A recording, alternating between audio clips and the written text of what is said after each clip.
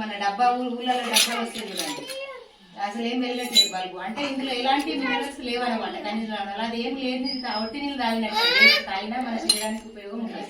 అదే bore water తాగేసరికి ఎక్కువ అయిపోతాయి, మన శరీరానికి అంత అవసరమో అంతకంటే ఎక్కువ అయిపోయి ఫ్లోరైడ్ కానీ మిగతా కెమికల్స్ ఎక్కువైనా మన శరీరానికి ఆరోగ్యం పాడైపోతుంది. కాబట్టి ఇది మిషన్ భగీరథ వాటర్ ఏంటంటే మన శరీరానికి ఎంతైతే అవసరమో అంతే మోతాదులో ప్యూరిఫై చేసి మన ఇంటి వరకు వస్తుంది. కాబట్టి మిషన్ భగీరథ వాటరే తాగండి.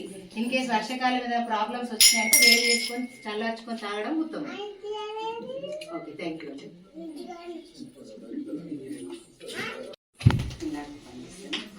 సార్ చెప్పినట్టు డైరెక్ట్ బోర్ వాటర్ తీసుకుంటే మన శరీరానికి ఎంత అవసరమో అంతే వాటర్ తీసుకోవాలి. ఎక్కువ మోతాదులో తీసుకున్నా శరీరానికి అనారోగ్యం, శరీరానికి తక్కువ మోతాదులో తీసుకున్నా సరిపడదు. కాబట్టి బోర్ వాటర్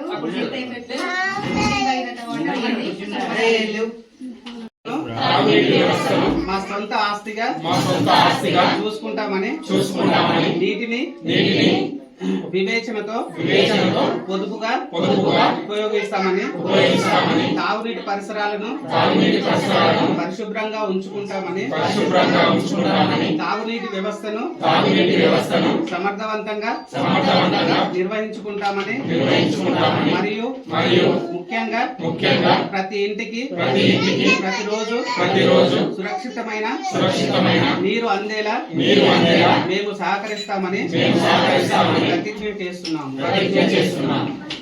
అందరికి నీళ్ళు వస్తున్నాయమ్మా కూడా దాంట్లోకి వెళ్ళిపోతుండే. మొత్తం ఆడ పిచ్చి మొక్కలు వేసి చాలా చాలా చూడడానికి కూడా బాగాలేకుండే.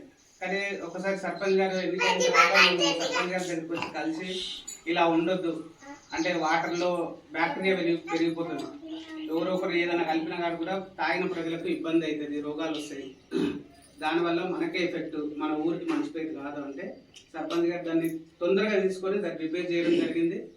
చాలా అంటే చాలా నీట్గా అక్కడ అసలు నిలబడడానికి కూడా బాగా లేకుండే, దాన్ని చాలా బాగా చేపిస్తారు. Thank you sarpanch sir.